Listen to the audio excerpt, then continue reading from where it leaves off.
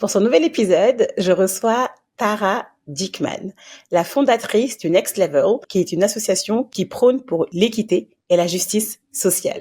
Je connais Tara depuis quelques années et en 2021, j'ai participé au Leadership Bootcamp, qui est un programme initié par le Next Level, qui est un programme, moi, qui m'a transformée, sincèrement. C'est la première fois que je vivais ça. C'est un des programmes les plus transformateurs que j'ai connus. Et j'ai voulu inviter Tara pour qu'elle nous partage ça et nous parle aussi de son parcours qui est passionnant. Dans cet épisode, on a parlé de beaucoup de choses. Tara est une amie, donc on est allé dans des sujets un peu profonds, notamment comment se sortir de violences conjugales par le soin à soi, le soin aux autres, comment bien s'entourer. Et bien sûr, on a parlé de qu'est-ce que la réussite pour soi. J'ai adoré cet épisode qui fait partie des derniers épisodes de Gatémérie, petite larmichette, mais je ne vous en dis pas plus et laisse place à ma conversation avec Tara Dickman.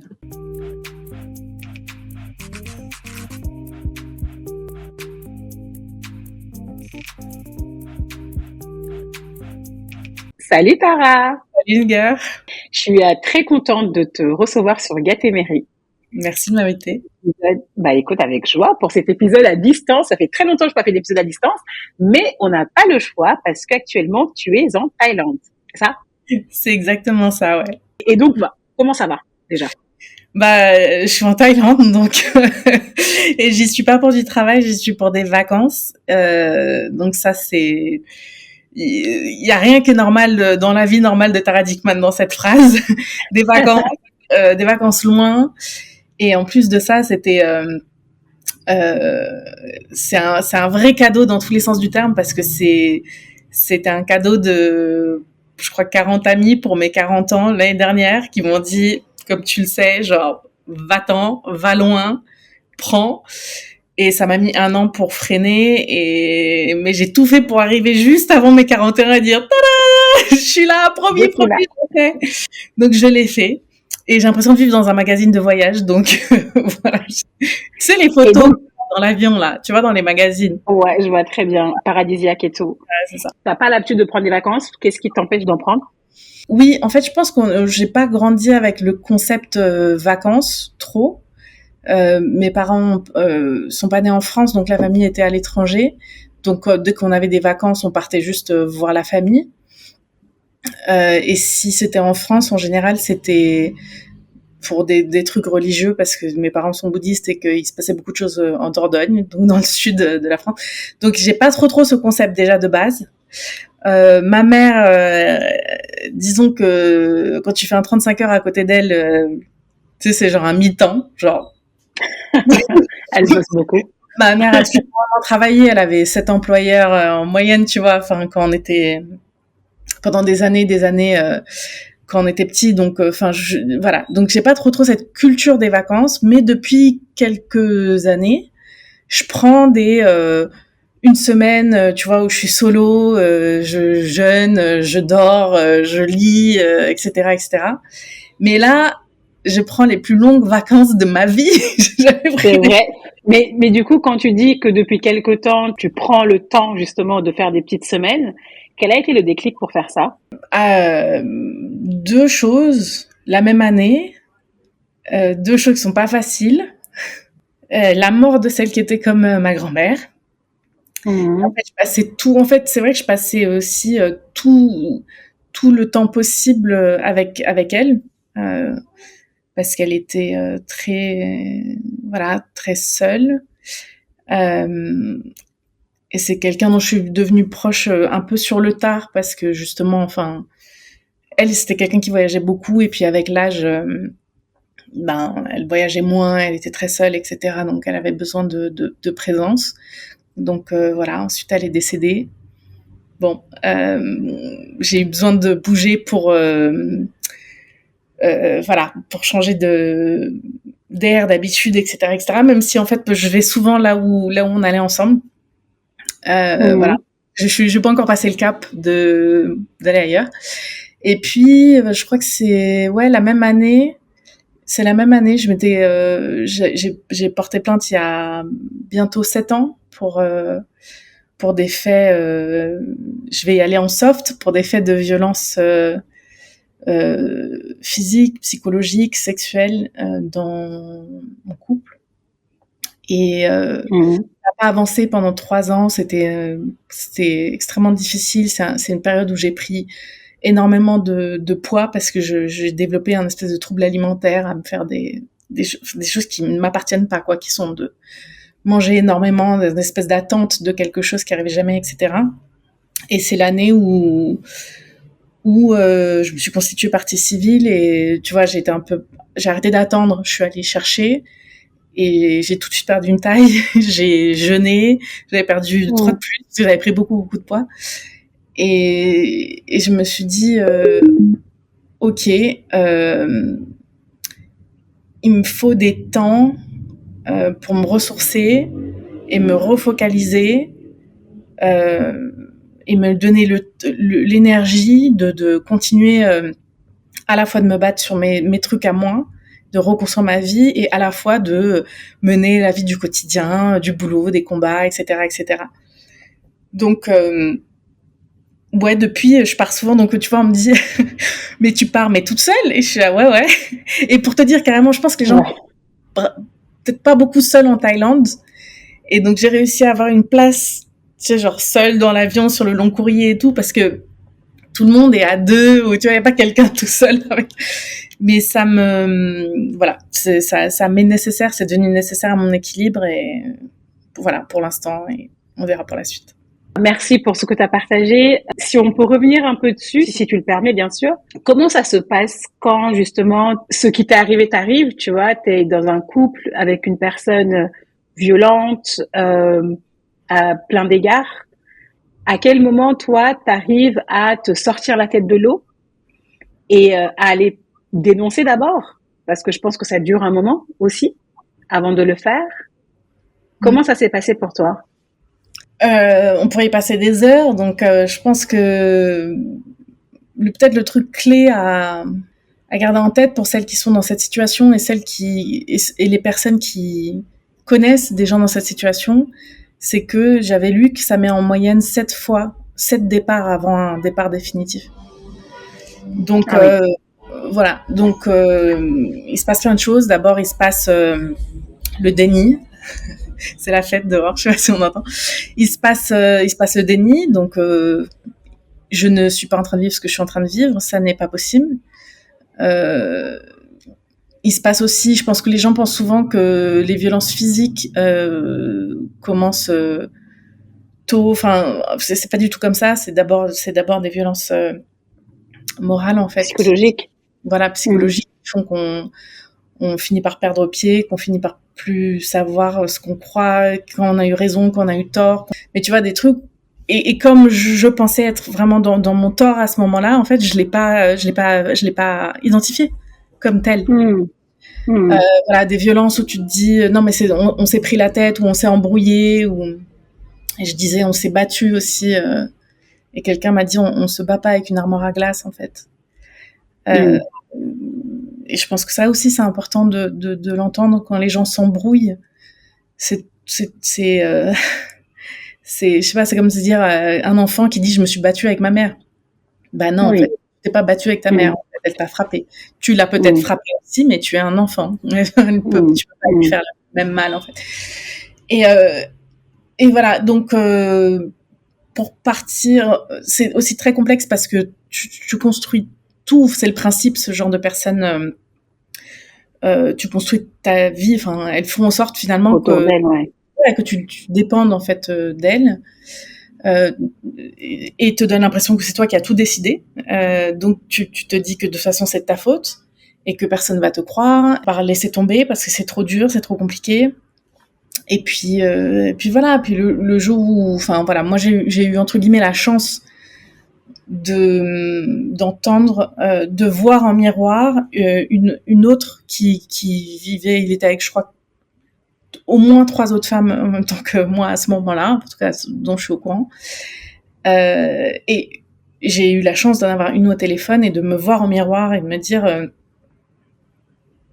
mais en fait elle vit ce que je vis, alors avec moins d'abus, enfin, des degrés différents. Voilà, avec des degrés différents, mais en fait les gens ont tendance à penser que c'est les violences physiques les plus graves. Et je sais pas ce qui est plus grave ou pas plus grave, mais en tout cas, je me rappelle que quand c'était que moral, je lui disais, j'aimerais que tu me frappes parce qu'au moins je pourrais me défendre. Ce serait au moins de la légitime défense et je pourrais te tuer moi aussi pour, tu vois.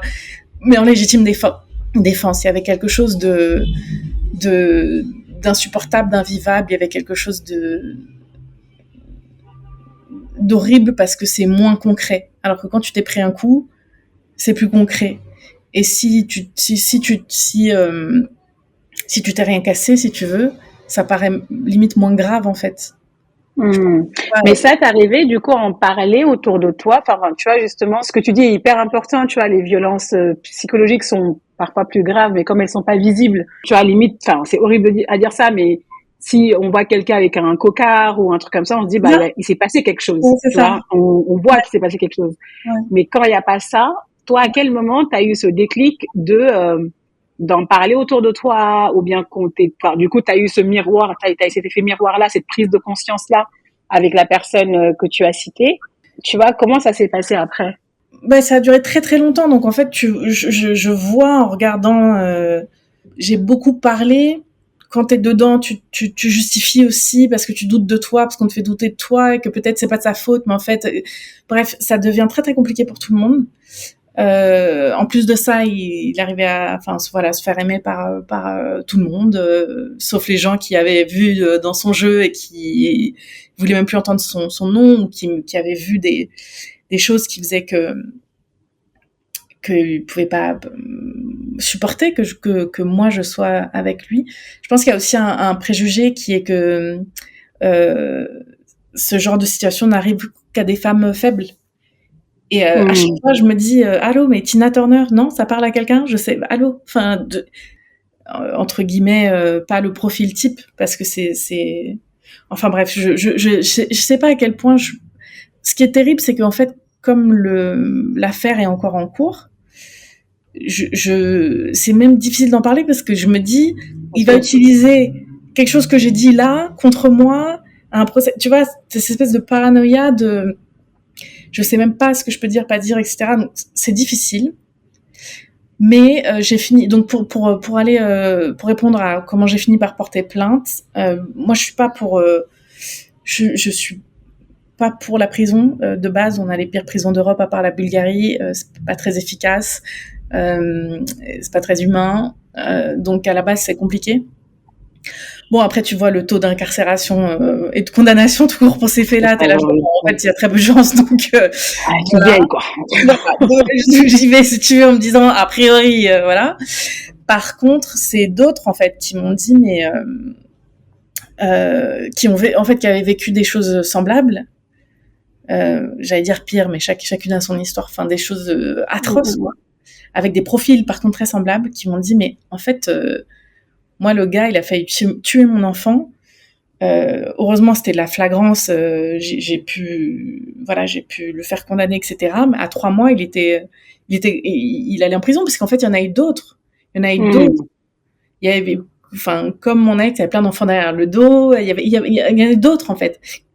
Et elle me disait, tu peux pas penser que en termes de toi ou quoi. Enfin, en tout cas, c'est un type dangereux. Et à un moment donné, la question qui se pose, c'est qu'est-ce que toi tu fais pour faire ta part, pour au moins qu'il y ait une trace, pour au moins que si une autre a besoin, on puisse lui dire, tu vois, ok quoi, allez, il y a quelque chose de bizarre, il y a déjà eu des histoires et tout et tout.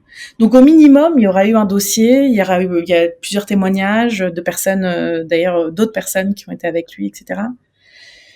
Mais ouais, c'est compliqué de se demander, voilà, quand est-ce qu'on continue, quand est-ce qu'on arrête. Par contre, et surtout que moi, je suis plus quelqu'un, comme tu sais, mon travail, c'est plus d'aller sur des combats collectifs et structurels, pas individuels. Ouais. Et donc, c'est pas facile.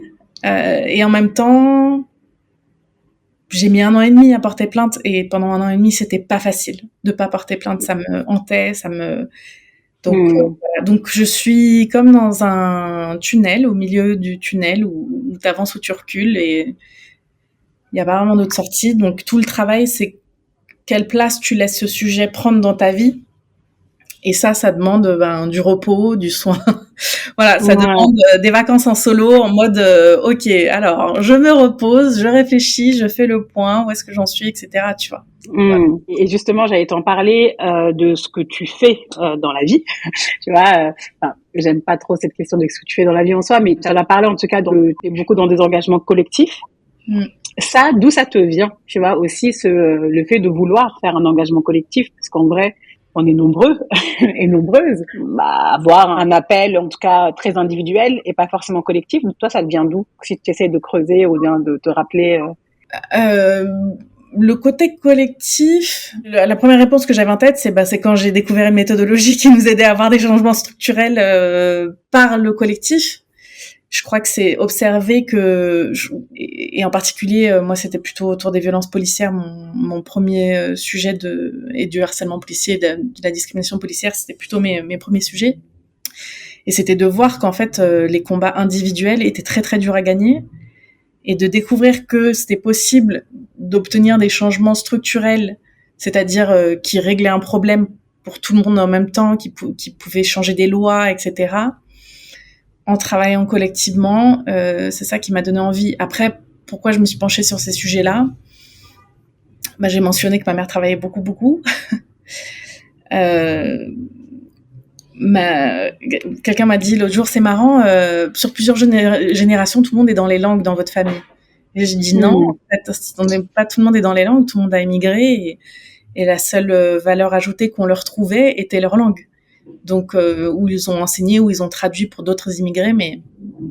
Et du coup, tu en as parlé tout à l'heure rapidement, tes parents, ils viennent d'où ? Alors, mes parents sont en Afrique du Sud, et ils ont grandi là-bas, mais ma mère, elle est moitié serbe par son père, qui lui était apatride, et suite à la guerre, en fait, pendant la Seconde Guerre mondiale, il y avait une guerre en Yougoslavie. Donc, lui, il est apatride, il est parti à Paris pour essayer d'avoir la nationalité. Il l'a pas eu. Donc voilà. Il a rencontré ma grand-mère dans les années 40, qui quittait elle l'Algérie où elle est née, elle a grandi, d'un père suisse et d'une mère française, et ils sont partis en Afrique du Sud ensemble, parce qu'il y a beaucoup de Yougoslaves, mais aussi de Grecs, etc., partent en Afrique du Sud à ce moment-là. Donc voilà, anti-communiste, l'Afrique du Sud recrutait. Et mon père est moitié juif polonais par son père, irlandais catholique par sa mère. It's complicated. On essaie de suivre. Les embrouilles. C'est que des pays en fait où il y a eu des guerres internes, des conflits interreligieux, interethniques, intergroupes, etc. Et bref, donc ils sont aussi partis en Afrique du Sud, ils se sont rencontrés en Angleterre, et ils sont partis en Afrique du Sud. Donc mes parents ont grandi là-bas et sont arrivés en France en 1981. Ils ont quitté l'Afrique du Sud de l'apartheid, à la fois parce que l'apartheid, à la fois parce que ma mère pensait qu'elle était française du fait de sa mère, et parce qu'elle parlait plus ou moins français à la maison. En tout cas, ses parents se parlaient français. Et à la fois pour le bouddhisme, voilà, la France est le pays avec le plus de bouddhistes en Europe, etc. Donc l'idée c'était d'avoir une autre vie, voilà, en apportant tout ce que eux avaient. Mon père était musicien, artiste, voilà, bouddhiste, tarot, tai chi, tout ça, machin.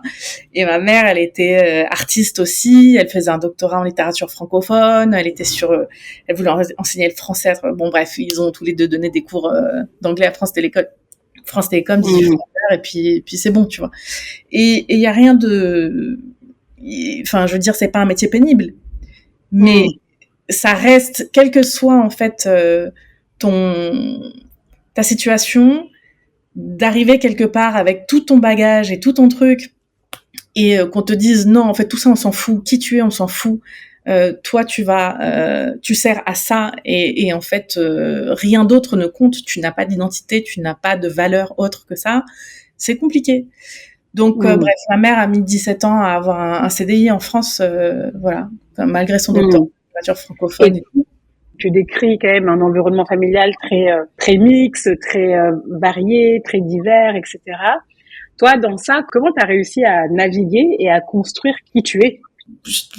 Tu vois, Vaste sujet. non, mais ouais, enfin, comme tout le monde, en fait, c'est contextuel, tu vois, tu choisis pas, Je sais tu vois, pas.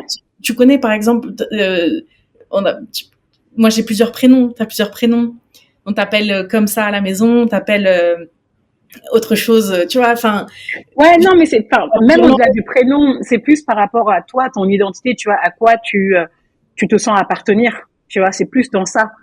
Pas Dans tant dans les appellations externes, mais tu vois, par rapport à tout ça, toi, comment tu as pu construire ta propre identité et voilà, à quoi t'appartiens, quoi. ouais. En tout cas, tu considères que t'appartiens. Alors nous on parlait pas français à la maison, donc quand je dis ma mère a mis 17 ans à avoir un CDI, je dis pas mon père parce qu'il en a jamais eu, donc il y a pas de sujet. Je crois pour mon père c'était difficile tout ça, donc voilà, no French at home. Il fallait que ça soit, je pense, une espèce de sécurité linguistique, mais aussi émotionnelle quoi, à la maison. Bon, on était donc c'était anglophone. Il y avait beaucoup d'autres Sud-Africains, d'autres anglophones autour de nous. Il y avait aussi pas mal d'hispanophones parce que c'était le même genre d'immigrés, tu vois, plus ou moins politiques, dont la langue était recherchée, valorisée, qui étaient du coup dans les langues comme par hasard, tu vois. Euh, voilà, et on entendait beaucoup de Tibétains aussi à la maison, fatalement par les trucs bouddhistes et tout. Et donc je me suis construite en dans un très grand espace en fait. Je sais pas comment te dire. C'est pour moi la France c'était un peu petit quoi. C'était genre tu vois c'était genre la langue qu'on parle à l'école. Tous des trucs voilà voilà c'était un peu petit. Somme toute intéressant sans doute, mais genre c'était pas du tout notre vie, notre vie culturelle, notre vie ouais culturelle. Tu vois les histoires que tu lis à la maison ou qu'on te lit à la maison, la musique, les chansons, toutes ces choses qui te nourrissent en fait, c'était pas du tout français. Donc petite, je m'identifiais aussi comme irlandaise parce qu'on avait pas mal d'histoires irlandaises. Euh, Assez tôt, avec la libération de Mandela en 91, ce qui est la première année dans laquelle au cours de laquelle je suis allée en Afrique du Sud. Tu vois, ça c'est un souvenir fort aussi de comprendre que voilà Mandela c'est important, que l'Afrique du Sud c'est important et tout. Avec la guerre dans les Balkans, la Serbie est revenue vite. Et en plus, les Serbes sont toujours contents d'en avoir un de plus, tu vois, tant que tu fais partie du crew, éthiquement parlant, c'est genre, vas-y, c'est bon, t'es avec nous. Donc voilà, mais je me considérais pas très, très française et j'ai fait des études européennes, pendant justement, juste avant le traité constitutionnel européen, en me disant, de toute façon, nous, c'est l'Europe, quoi. La France, c'est bon, c'est has-been, les pays avec les frontières, là, inintéressant. Et donc, dans ma tête, c'était, OK, next, tu vois, moi, c'est l'Europe. Et après, du coup, ce qui m'a ramené à la France et rattaché à la France, c'est vraiment, c'est quand en octobre 2005, on me dit quand je suis aux États-Unis que la France brûle, en gros. Les émeutes. Voilà, la mort de Ziad Benna et Bouna Traoré, les révoltes qui s'en suivent, la découverte pour moi, c'était pas comme si on était ultra Google et tout à l'époque. Enfin, les infos circulaient moins. Donc la découverte pour moi que en fait le harcèlement policier dont j'avais été témoin, les conséquences sur la vie des gens que je connaissais très bien, les questions d'incarcération et quoi, en fait, ça pouvait être beaucoup plus grave. Et c'était à travers le pays. Et en fait, là, je me suis dit, faut que je rentre chez moi, en fait. Il y a eu un truc de... En fait, si, en fait, je suis française. En fait, là, c'est chez moi. Et en fait, mais c'est cette France-là. C'est la France banlieusarde, c'est la France des quartiers populaires, qui est celle, tu vois, qui m'a rappelé un territoire. Par ça, voilà. Je suis très française dans mon rapport à la bonne nourriture.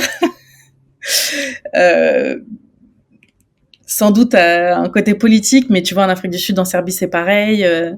voilà, j'estime j'ai mis longtemps à ensuite me sentir légitime en tant que Française parce qu'on me disait, tu sais, en France, Tara, on fait pas comme ça, etc., etc.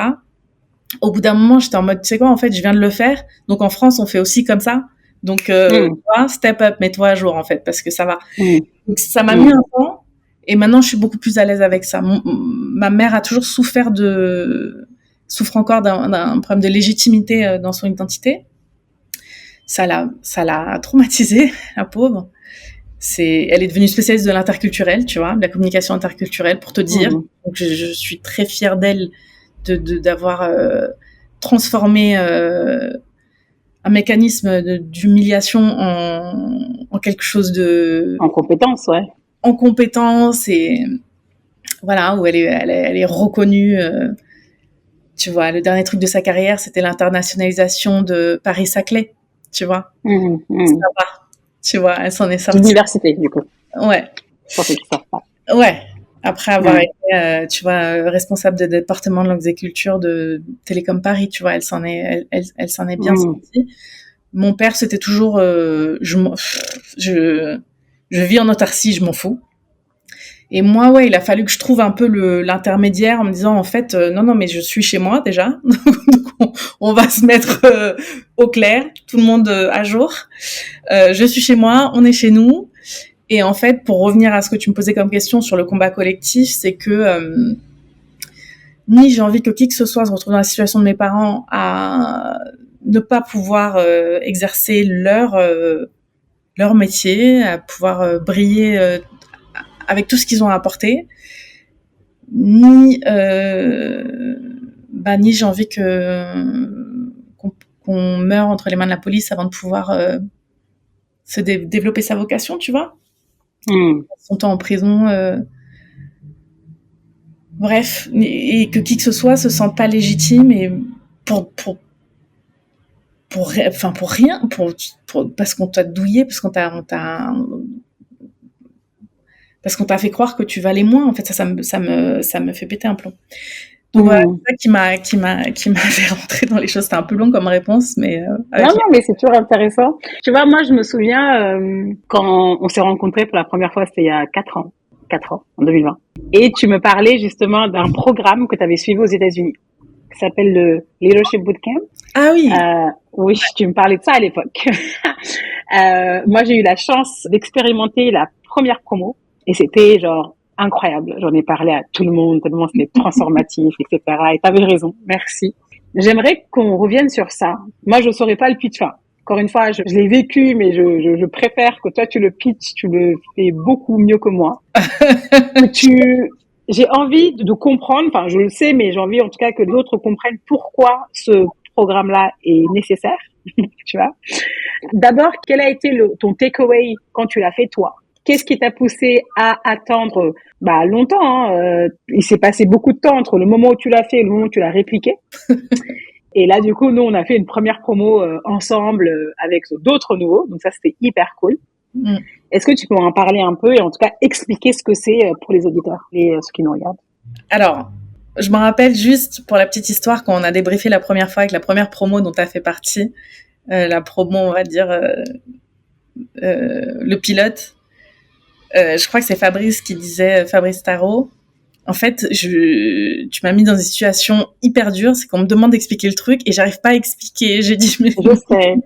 C'est pour ça que je me défile. J'ai envoyé la patate chaude. J'ai dit, bienvenue dans ma vie. Maintenant, je me sens moins seule, mais ça faisait des années que je vivais ça. Donc, pour le grand public, moi, j'appelle ça la machine à laver du cœur. Voilà, ça aide pas énormément à comprendre.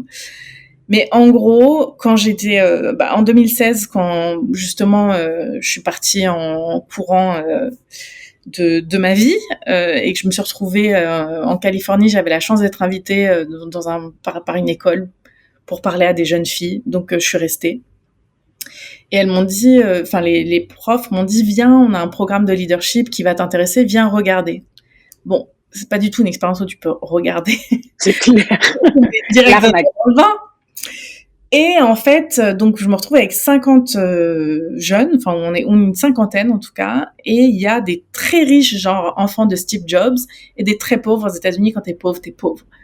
Et ensemble, à travers une série d'activités très expérientielles, en fait, on se confronte à la violence dont on a hérité, la violence qu'on répète nous-mêmes, et pas seulement et la violence qu'on a vécue. Évidemment, le but c'est pas seulement de oh là là j'ai souffert, etc. C'est pas ça. C'est de conscientiser, ah ouais, ok, en fait là il s'est passé plein de choses que je trimballe avec moi sur mes épaules au quotidien sans m'en rendre compte, mais qui ont un impact sur ma manière d'interagir avec les gens au quotidien. Et c'est la même chose pour les autres.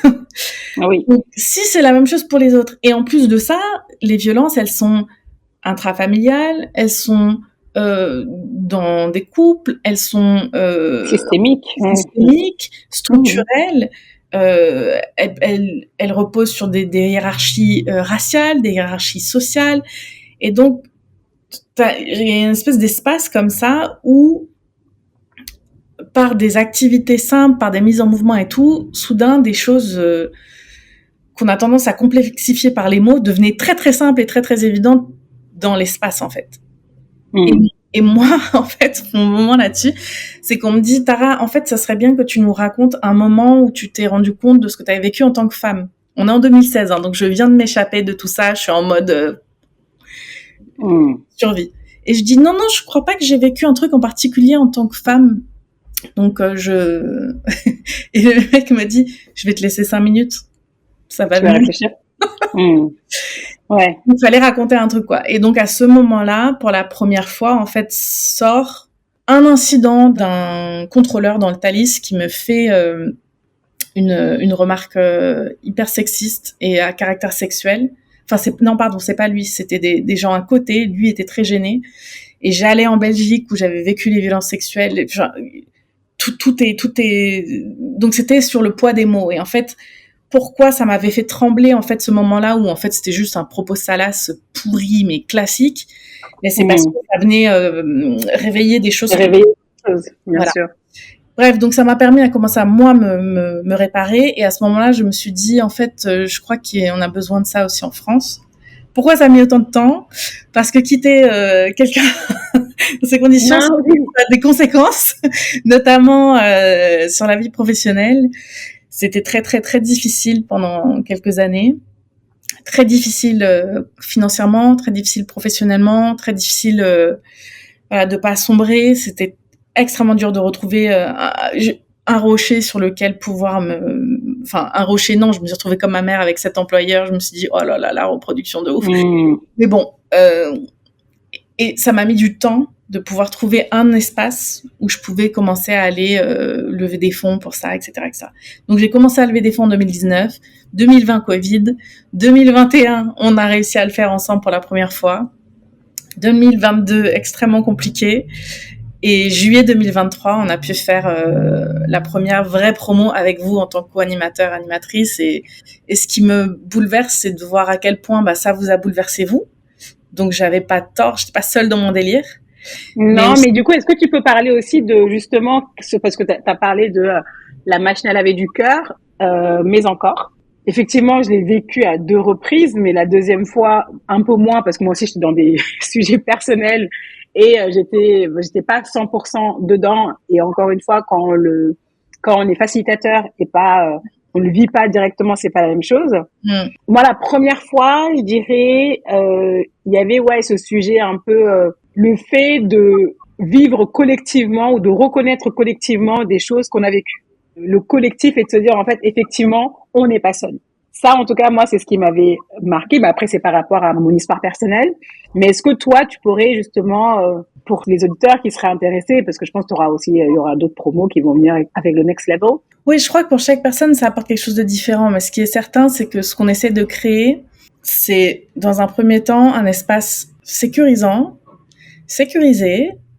où on se prépare en se disant, bon, la team, là, on va plonger profond dans des choses qu'on connaît, tu vois. Il y a certains sujets qu'on aborde, peut-être les inégalités sociales, certains sont plus sensibilisés, d'autres sur des inégalités familiales ou des violences intrafamiliales, certains sont plus là-dessus, ou sur les inégalités de genre, etc., etc. Mais petit à petit, on va aller explorer ce qu'on a pu vivre ou ce que d'autres ont pu vivre et on va aller l'explorer ensemble et on va aller observer quel a été notre rôle dans ces moments-là. Est-ce qu'on l'a reçu? Est-ce qu'on l'a nous-mêmes transmis? Est-ce qu'on a été témoin? Voilà, d'où ça venait tout ça et qu'est-ce qu'on en a fait à ce moment-là? Après, on va s'asseoir là-dedans, on va se tenir, voilà, on va tenir cet espace douloureux, difficile, mais important ensemble, parce qu'on va le traverser ensemble. Et on va ouvrir des plaies, mais on va les recoudre ensemble. Et donc, la fin du process, c'est, OK, qu'est-ce qu'on fait de tout ça, en fait? Qu'est-ce qu'on fait? À quoi je m'engage moi-même, envers moi-même et envers autrui, pour ne plus faire partie du problème, pour commencer à me réparer, pour pouvoir mieux fonctionner avec les autres. Et donc, évidemment, on ferait pas le même format avec des gens qui n'ont pas le choix d'être là, qui sont là pour des raisons professionnelles, etc. Voilà, ça c'est un format qu'on ferait différemment. Là, les gens choisissent d'être là et d'explorer ces temps-là. Et en fait, effectivement, le côté collectif te donne un espèce de courage que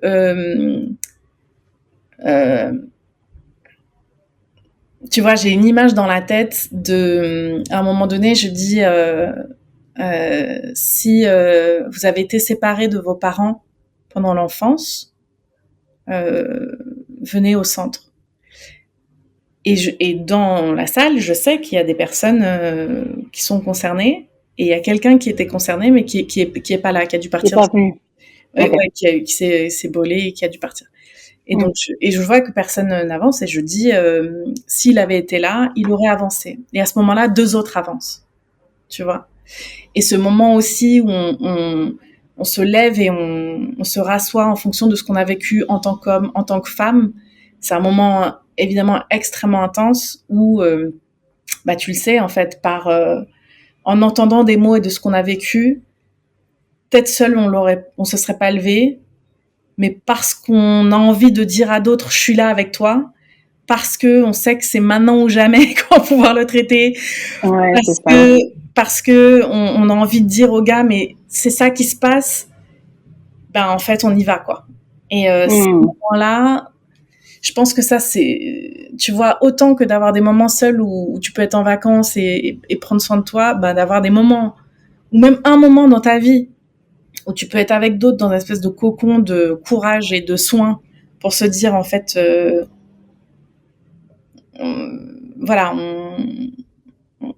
porte tous et toutes des choses dures, c'est pas, facile, ok, quoi, prenons soin les uns des autres, prenons soin de nous. Je pense que c'est quelque chose un luxe absolu. Et que tout le monde devrait pouvoir bénéficier, tu vois, mais c'est pas dans la vie qui a le temps de faire ça. Donc, non, mais c'est très intéressant et important ce que tu dis, parce que pour le coup, tu vois, pour donner juste mon retour d'expérience rapide là-dessus, moi c'était en 2021, donc tu vois, juste après mon gros shift et tout. Mais je me souviens, je pense la première promo, on était 18 ou 17 et on demandait aux gens pourquoi ils sont là. On a tous dit on est là parce que Tara nous a invités. Moi je ne savais pas du tout. Moi, j'avais aucune idée de ce qu'on allait faire, de ce qu'on allait vivre. Je savais juste que tu m'avais invité et que je te fais confiance et que voilà, il n'y avait pas de sujet. Et effectivement, ce que tu dis est vrai. Moi, pour la première fois où je me suis sentie hyper à l'aise de parler de sujets dont je n'ai jamais parlé à des gens que je connaissais la veille, quoi. Dis-toi que... Et de retrouver tu vois, moi, c'est vraiment la réconciliation. Enfin, moi, j'ai pas de frère. Tu vois, j'ai pas de frères, on est girls family, etc. Et en fait, d'avoir tous ces frères, c'est dingue. Tu vois. Oui, c'est un truc qui. Alors moi j'ai 3 frères, donc et j'ai toujours eu beaucoup de copains garçons, etc. Et ma collègue Fatima elle se moque de moi. Oui, moi aussi j'ai plein de potes mecs quand même, mais ça demande de mecs. Pareil, ça demande de mecs. C'est vrai que j'ai pas par contre de sœurs, de cousines, enfin tu vois, j'ai pas grandi avec, et voilà, voilà, c'est pas une famille où les femmes étaient très présentes, quoi. En tout cas quand j'étais plus jeune, moi, je savais que mes gars qui étaient là, c'est mes best guys. Mais c'est vrai que ça m'a marqué que vous, les nanas présentes, vous étiez là. Putain, ça fait du bien de pouvoir partager ça avec des gars. Ce que je peux dire, c'est que à la sortie de ça, effectivement, tout le monde a le sentiment d'avoir une team et de plus être seul et d'avoir un espace aussi où c'est possible d'être pleinement soi. Et ce que je dois te dire juste sur la première fois où on a fait ça, je connaissais très très bien certains dans la pièce et je traduisais en même temps parce qu'il y avait une américaine qui était la première à le monter, etc. Et je l'animais en même temps, les trucs comme ça. Mais de voir ce qui sortait, des choses dont je savais que c'était la première fois qu'elles étaient dites, ça aussi c'était, tu vois, ouais, c'était super fort et même si après les gens se disaient mince, est-ce que je me suis trop exposée, etc. Bah en fait, au final, le fait de recoudre ensemble, effectivement, ça soude et je pense qu'on manque d'amour, on valorise pas beaucoup l'amour en France comme je sais pas, comme principe comme valeur, oui, bien sûr, je suis d'accord. Principe de, en fait, viens, on se donne de l'amour, de la force en tant qu'être humain, frère et sœur en humanité, en fait. Et moi, juste, j'ai vu trop de mouvements se détruire par manque de ça. C'est pas parce que t'es intelligent et que t'as raison que tu vas gagner, en fait, qu'on va vouloir traîner avec toi, qu'on va vouloir construire des mouvements. Avec toi parce qu'en fait les gens ont besoin de se sentir bien en sécurité émotionnelle et tout et je pense qu'on a beaucoup négligé ça dans tout ce qui est militantisme et tout. Or pour moi sans ça tu crées des châteaux de cartes, c'est tout, parce que typiquement que ce soit moi ou d'autres femmes qui ont vécu des choses semblables à moi, mais quand tu vois, tu milites avec des gens au quotidien pour des choses sur la justice, sur le truc, et que tu vois, toi il t'arrive des trucs et tout le monde a piscine. Parce que ouais, attends, c'est perso, ouais, mais ça, ces trucs-là, vas-y, tu vois, on va pas se prendre la tête sur des trucs comme ça, ou moi, je sais pas, où sont les preuves et tout. Soudain, tu vois, les violences policières, les violences conjugales, c'est quasiment les mêmes mécanismes, c'est les mêmes trucs. Isolement de la victime, criminalisation de la victime, invention de preuves, effacement de preuves, tout ce que tu veux. C'est les mêmes fonctionnements, c'est les mêmes installations de l'impunité, enfin, c'est les mêmes délires. Et voilà, non, on n'a pas le temps de prendre soin des gens en fait. On prend pas on n'a pas le courage de créer des espaces sécurisants pour tout le monde. Donc nous, on fait dans ma structure de conseils autour d'un truc comme ça, tu vois. Mais moi, ma manière de prendre soin de moi, en tout cas, si, il y a eu un conseil qui m'a beaucoup aidé. Quelqu'un m'a dit, avant de dire oui à quelqu'un, demande-toi si tu te dis oui à toi-même ou pas. Et si c'est pas le cas, c'est physique, ton corps va le ressentir. Et voilà, ne dis pas oui à quelqu'un si c'est te dire non à toi-même. Et tu vois, comme tu dis, c'est la base. Et pourtant, combien de fois on ignore? Tu vois, on dit ouais, allez, ok, alors qu'en fait, on n'a pas envie. Et après, tu développes du ressentiment. Tu dis ouais, j'ai fait ça pour telle personne. Et après, nanana. Alors que, tu vois, en vrai, respecte-toi toi-même. Donc, je pense que j'apprends à ça, à mieux identifier. Voilà. J'ai beaucoup appris aussi de la communication non violente. Il y a une chose qui m'aide. Tu vois, c'est il se passe quelque chose et puis ensuite on l'interprète d'une certaine manière et ensuite ça déclenche des émotions et ben quand il y a l'interprétation, je me dis quelles sont les autres hypothèses. Et il y a plein d'autres hypothèses, donc j'ai pas besoin d'avoir l'émotion qui suit puisque ça se trouve c'est comme ça. Donc je m'offre cet espace-là. Et en termes de juste, je pense on est des êtres sociaux. Moi, je suis très solitaire aussi. Je fais ma live, j'avance et tout. Mais quel luxe d'être ici parce que il y a 40 amis qui ont décidé que Tara, faut qu'elle aille en vacances. Quel luxe de revenir de ma journée de vacances, d'avoir une vidéo plein de love, de gens qui me disent on espère que tu te reposes bien et que nana. Moi, j'ai oublié de la faire. Je suis désolée. mais tu vois, j'en ai même pas besoin. Et en fait, j'ai tellement vécu de violence, qu'elle soit à l'intérieur du couple, mais aussi dans des espaces militants ou pour des raisons X ou Y, des gens qui ont des problèmes non traités, qui sont voulu traiter avec moi ou sur moi ou machin, tu vois, j'ai été tellement mal entourée et je me suis tellement pas protégée de plein de types de violences parce que j'avais plus les moyens de me défendre en fait. Quand j'étais petite, je me bagarrais de ouf, mais il y a un moment, je crois que dans ce couple-là, j'ai perdu un moyen de, j'ai perdu, je savais plus comment me défendre. Et en fait, là, j'ai retrouvé le moyen, après ce bootcamp d'ailleurs, de poser, voilà, de prendre le temps, de poser mes limites, de me dire, en fait, moi, où il y a ça, du love, du care, du soin, où il y a rien du tout, parce que la vie est trop courte, et qu'en plus, j'ai pas envie de construire des châteaux de cartes ad vitam aeternam, en fait, j'ai pas le temps, en fait, dans la vie, à la base, tu vois, moi, je suis une artiste. Moi, je faisais du théâtre, je chantais, tu vois, moi, il y aurait pas eu 2005, je pense pas que j'aurais, tu vois, peut-être autre chose, tu vois, qui m'aurait amené, mais en tout cas, moi, j'étais partie pour faire du théâtre, du cinéma et chanter, tu vois. Donc, dans la vie, je suis pas là pour perdre mon temps, je suis pas venue pour participer, tu vois. Si on crée des mouvements, on est là pour gagner, en fait. On n'est pas là pour, c'est pas un hobby ou pour rencontrer des gens, tu vois.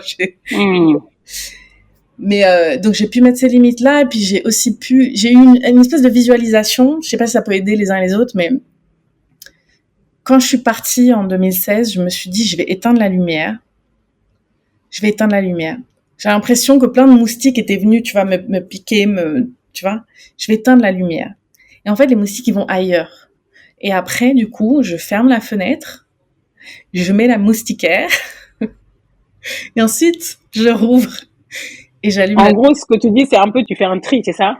Oui, la vie fait des tris pour toi, en vrai, mais j'ai aussi dû mettre certaines limites. Limite, oui. Et en fait, ça a laissé la place à toutes ces personnes merveilleuses qui étaient dans ma vie, mais merveilleuses, mais qui voulaient pas me déranger, tu vois. Ah, t'as l'air occupée, t'es tout le temps prise, t'es tout.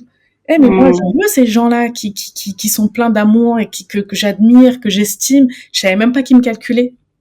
Moi, j'étais occupée à gérer, tu vois, telle personne, tel besoin de telle personne, tel ego, tel truc, tu vois. J'étais tellement...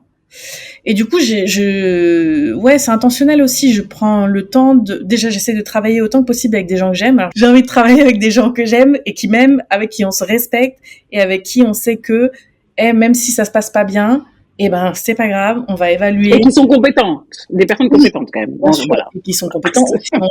Il faut trouver, tout le monde a sa compétence, donc on va trouver le bon endroit, tu vois. C'est ça. Parfois, Donc, mais avant tout, et c'est aussi le cœur de ma discipline qui est le community organizing, c'est les gens avant le projet. Et en fait, tu peux foirer le projet, mais la relation, en fait, elle est cruciale, quoi. Elle est clé, elle est cruciale. Donc aujourd'hui, un des plus grands succès, j'ai eu une année super professionnellement, je suis super contente et tout. Mais pour moi, ma plus grande réussite, c'est de me dire waouh, j'ai des gens formidables autour de moi et tu vois, et c'est tout con, hein, mais quand on te dit, putain, ton anniversaire, c'était incroyable parce que les gens étaient incroyables, ouais, je suis super contente. Je me dis, t'as vu, ils sont trop cool. Et ça, C'était bien, effectivement. Je comprends. Plein de gens m'ont dit ça, tu vois. Et je pense que, je sais pas à quel point, comment c'est actionnable pour les gens. Peut-être, les gens vont se dire, ouais, mais moi, j'ai personne autour de moi. Non, mais, oui, mais après ça, les gens, t'inquiète pas, ils piochent ce qu'ils ont à piocher. Ouais. Aujourd'hui, tu vois, du coup, tu as fêté tes 41 ans, là. J'ai fêté. Oui, t'as fêté tes 41 ans. En quoi tu te sens à ta place aujourd'hui? Est-ce que tu te sens à ta place déjà? Si oui, pourquoi? Et sinon, pourquoi? Je pense qu'on est toujours à sa place du moment. Par contre, je suis sur un mouvement, tu vois, là, ça va bouger. Et je pense parce que, déjà, la structure que j'ai montée à plus de 10 ans maintenant, il fut un temps où, pas grand monde maîtrisait le community organizing, J'avais pas forcément, je formais des gens qui partaient avec en mode c'est mon petit secret, je vais le garder au lieu de le share. Et juste en une phrase, rapidement, tu peux expliquer ce que c'est le community organizing? Ouais. Community organizing, c'est une méthodologie d'organisation collective pour construire des mouvements qui gagnent et qui construisent du pouvoir sur la durée. C'est un peu la gravité du pouvoir. Il y a, à travers le temps et l'espace, le pouvoir, ça fonctionne de la même manière. Donc, c'est un peu se dire pourquoi on perd, pour telle et telle raison quasi chimique, qui relève de la neuroscience, qui relève, de la psychologie sociale, etc. Et comment est-ce qu'on pourrait gagner? Et en fait, il y a des étapes clés, il y a des ingrédients clés qui vont faire que tu sais si un mouvement où on est un mouvement, qu'est-ce qui va se passer dans ce mouvement, qu'est-ce qui doit se passer pour corriger le tir s'il veut construire du pouvoir sur la durée et gagner. J'ai une pote qui m'a dit... Et tout ça, et donc tout ça en privilégiant, comme tu as dit tout à l'heure, l'humain, la relation au projet. Pas que, non. Le cœur du sujet, c'est le pouvoir. C'est ce qu'on est en capacité de faire une offre qu'on peut pas refuser, oui ou non. Tu l'es ou tu l'es pas. Mais effectivement, par exemple, les relations de qualité, c'est un ingrédient clé, en fait. Tu construis pas de mouvement qui dure avec des relations pourries, en fait. Ça ne tient pas sur la durée. C'est scientifique. c'est pas, du wishful thinking. C'est réel. Donc, il y a un certain nombre d'ingrédients comme ça. En tout cas, moi, j'ai identifié 8. C'est comme ça que je l'enseigne. 8 ingrédients clés, 5 étapes à faire un peu en boucle. C'est un peu comment tu construis l'équipe de foot de la France de demain. Comment tu construis des équipes de foot qui passent de, le match du dimanche au parc à Coupe du Monde. Ça aussi, c'est pas par opération du Saint-Esprit. Il y a des étapes, il y a des éléments clés sine qua non. Donc, comment on construit des mouvements qui durent, et effectivement, les relations de qualité, le soin en fait énormément partie. Et je t'ai coupé, pardon, la question de départ, désolée, c'est moi. C'était est-ce que tu te sens à ta place, et tu disais que on est à sa place à chaque moment, et voilà. Voilà. Donc, à l'époque, quand moi j'ai appris cette méthodologie qui avait été popularisée parce que Obama a été formé au community organizing, moi j'ai été formée par des gens qui l'ont formé, qui ont bossé avec lui. À l'époque, très peu de gens connaissaient cette méthodologie. Moi, je l'avais utilisée du coup avec mon ex-compagnon que j'avais rencontré en étant formé à ça. On l'avait testé autour des contrôles d'identité. Ça avait donné le collectif Stop le contrôle aux faciès qui avait eu une résonance nationale, qui a fait condamner la France pour faute lourde dans les contrôles d'identité, qui a fait donner lieu à des réformes et à des propositions de loi, etc., etc. Et en fait, par la suite, de plus en plus de collectifs et associations, on se sont dit mais pourquoi ça marche? Alors, on a fait plein d'erreurs aussi, on a eu plein d'échecs aussi. Hein. Oui, j'imagine. Et comment ça marche? Est-ce que nous aussi on peut se former? Et comme j'avais commencé à privilégier, d'ailleurs, en exclusif accès à des groupes qui sont dans le soin, le care et le partage, du coup, de plus en plus d'associations et de membres d'associations ont été formés et maîtrisent. Ensuite, j'ai pris le cours à Harvard avec le mec qui a fait les designs pour la campagne d'Obama, juste pour voir. Bon, ça s'est très bien passé. Ça m'a beaucoup nourri. Hein. J'ai repensé des choses, etc. Et puis, on a commencé à organiser des promos à envoyer à Harvard aussi. Donc, il y a un certain nombre de personnes qui maîtrisent bien maintenant. Et qui peuvent former, on a un format de formation, tu vois, qui peuvent former sans moi, qui ont assez d'expérience, leur expérience propre, hein, je pense à Destin Lié, je pense à École pour tous, je pense à la Lab, je pense à un certain nombre d'assos qui ont éprouvé par eux-mêmes et qui sont... Oui, c'est une méthodologie complémentaire et qui va les aider à aller plus vite, quoi. Oui, sur laquelle ils ont construit. S'appuyer. Et là, j'ai plus qu'à aller écrire un manuel sur le sujet. Donc, c'est ça qui va faire mes prochains mois. Donc, je pars en Australie après, je pars en Afrique du Sud, en Serbie, en Sicile, aux États-Unis. Et je vais rédiger un petit manuel pour continuer de démocratiser le community organizing. Surtout parce qu'en France, c'est enseigner, populariser d'une manière qui, à mon sens, ne rend pas autonome, qui crée une dépendance. Et c'est pas autoportant, quoi. Voilà, et c'est pas opérant, donc je veux pouvoir partager voilà ce que j'ai pu apprendre en 15 ans de pratique et de la part de plein de gens extraordinaires et aux côtés de collectifs extraordinaires aussi. Donc ça va me permettre de bouger. Et l'autre sujet qui est le nôtre, qui est la question des discriminations liées à l'origine, aujourd'hui on monte un réseau d'intervenants et d'intervenantes spécialisés sur ce sujet, avec des formats complémentaires et tout. Et du coup, là aussi, il y a 15 ans, il y avait moins intervenantes sur ces sujets, capables de former, d'avoir des approches pédagogiques solides et complémentaires et tout. Aujourd'hui, il y en a beaucoup plus, donc le tout, c'est d'articuler tout ça. Et moi, ça va me permettre de réfléchir à la prochaine phase de ma vie. À la next step. Voilà. Trop bien. Voilà. Trop chouette. Merci beaucoup. Je vais passer rapidement, Tara, sur les questions usuelles du podcast, que j'appelle le Tamid Gatemeri.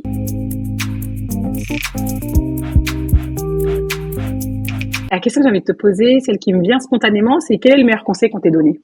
Je crois que c'est celui-là. Hein. C'est avant de dire oui à quelqu'un, demande-toi si tu te dis oui à toi-même. Okay. Je pense que c'est... et sinon, écoute-toi.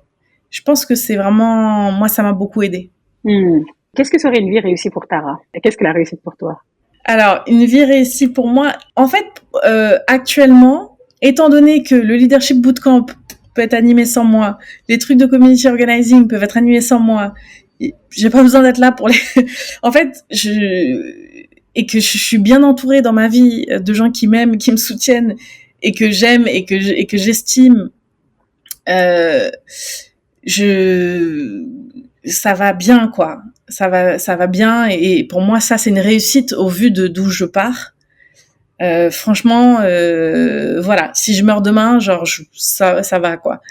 Après, une vraie vie réussie sur la durée, je rêverais de pouvoir... oh là là, mais moi, j'aurais tout transformé, tu vois. Je rêverais... tu vois, le reste, c'est que du bonus, quoi. Mais j'adorerais pouvoir retourner sur les trucs artistiques, voilà, contribuer aussi à ce niveau-là. J'adorerais pouvoir organiser les fonds philanthropiques pour remettre l'argent au bon endroit. J'adorerais...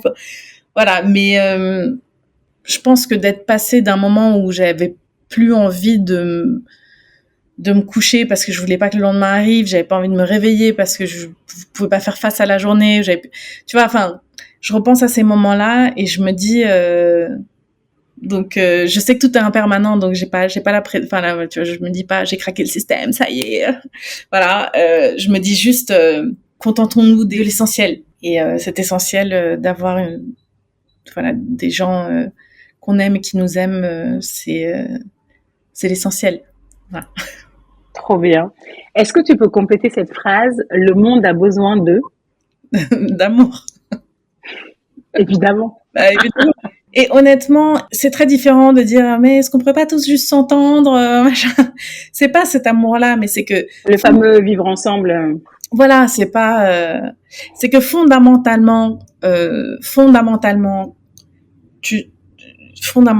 à la fin, quand t'as tout essayé d'autres, tu vois, les conflits, la violence, les trucs et tout. En fait, si t'as pas d'amour pour toi et d'amour pour autrui en tant qu'être humain, quoi, fondamentalement, ça va se casser la gueule, en fait. Ça tient pas à quoi que ce soit que tu crées, en fait, ça tient pas, et je pense que on doit pas avoir honte.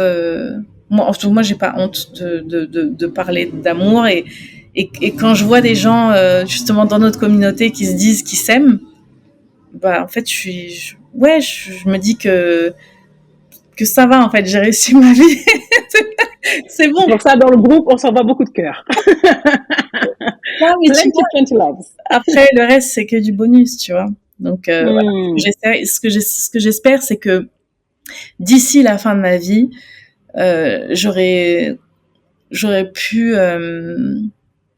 contribuer à ce que plus de gens reconnaissent le diamant qu'est leur cœur, et se disent ah ouais, en fait, moi aussi je vaux la peine, et moi aussi je peux contribuer à faire en sorte qu'on aille tous mieux à ma manière, depuis mon endroit. Et c'est ok, et ça va bien se passer. Et j'ai le droit d'être vulnérable, et ça va bien se passer, et on va me tenir, et je vais tenir les autres. Tu vois, je disais, si je fais plus que le leadership bootcamp pour le reste de ma vie, ça va, hein. Si je peux vivre en Thaïlande, Wow. d'ailleurs. Moi, je te suis dans ce cas-là. Tu vois, enfin, Trop bien. le reste, Trop c'est bien. plus, c'est évidemment, il faut continuer à se battre pour des vrais changements structurels, parce qu'on a une extrême droite solide, organisée. Donc, encore une fois, on n'est pas venu pour participer. Donc, une vie réussie, ça sera aussi quand on a kick leur ass back. Culture de la win. Voilà, gagner ce match-là, sachant que les matchs sont jamais gagnés à vie. Il y a toujours des nouveaux tournois, mais évidemment, c'est de gagner, voilà, de contribuer à gagner aussi culturellement, politiquement, et d'avoir des vrais changements structurels. Mais j'ai appris avec le temps qu'il faut aussi être humble là-dessus. Step by step. La fameuse méthode des petits pas, toujours. Ouais, puis se rappeler que d'autres, enfin, on construit sur les épaules d'autres qui ont construit avant nous, qui étaient pas moins intelligents et moins déterminés, et que juste c'est dur. Donc, chacun fait au mieux, et on espère que au moment du tir au but, c'est le meilleur qui va tirer, quoi. Et comme ça, on gagne. Voilà. Est-ce qu'il y a une question que je ne t'ai pas posée, une remarque que tu veux ajouter, un retour sur la conversation qu'on vient d'avoir, whatever you choose, pour clore cette belle conversation, Tara? Pas une question. On pourrait parler pendant des heures, et je pense que c'est toujours. Tu vois, je suis super heureuse de t'avoir rencontré, que t'es venue me chercher en mode salut, je m'appelle Hubert, j'ai envie de te rencontrer. Je me suis dit, mais elle est ouf, elle, c'est qui? Mais elle a l'air cool. That's me. Et voilà. Et je suis super reconnaissante pour la confiance que tu m'as accordée, m'accordes, pour l'amitié que tu m'offres. Et je suis super. J'adore ce que t'as fait avec le podcast, et tu vas découvrir les personnes sous un autre angle complètement, et moi j'ai eu énormément de plaisir à écouter Bala, écouter plein. Je crois que c'est Dawala aussi, t'avais fait son interview. Exactement, exact. J'avais retenu aussi de lui quand tu montes, dis bien bonjour à tous les étages, parce qu'à un moment donné, tu vas redescendre. Tu vas redescendre, ouais. C'est parti, hein, des trucs de, tu vois, de community organizing, de penser à l'hubris et tout, et non, j'aurais envie de te demander à toi, question piège. J'ai peur. Après tous ces épisodes, après le livre que t'as écrit, pour toi, c'est quoi une vie réussie? Ah, bah, je lis dans le livre. On va lire! Ouais, non, mais en vrai, je vais le dire. Je l'ai tourné dans tous les sens, ce truc. Tu vois, parce que t'as une définition aujourd'hui, tu te dis, ah, mais peut-être c'est pas celle-là. Puis je l'ai vraiment challengé. Et je pense que sincèrement, pour moi, c'est la liberté d'être soi. Ouais. Il y a plein d'autres définitions qui marchent, auxquelles j'adhère, tu vois, où je me dis oui, clairement, ça aussi j'adhère. Mais la liberté d'être soi, je pense, c'est le combat de ma vie, tu vois. De juste d'être soi, de pas être mis dans une case, de pas qu'on ne décide pas pour moi, même si je suis libre en soi, mais j'ai quand même beaucoup de couches encore à enlever. Ouais. Et ouais, je pense que c'est ça, la liberté d'être soi. Ouais. Ma mission, tu vois, un peu, c'est que chaque personne puisse être la meilleure version d'elle-même, être la star de son film. Et je pense, ouais, qu'il y a de ça. Et je pense que notre pays, honnêtement, rend ça particulièrement difficile pour certains et certaines. Plus pour les personnes racisées, plus pour les personnes musulmanes. Et que, ouais, ça peut être un combat à part entière. Et c'est beau d'identifier à un moment donné que, ok, c'est sur ça qu'on va se battre pour pouvoir aussi ensuite voir ce qui se passe en fait, de soi. Merci beaucoup, Tara. Ça marche. À bientôt. Bisous. Ciao. Ciao.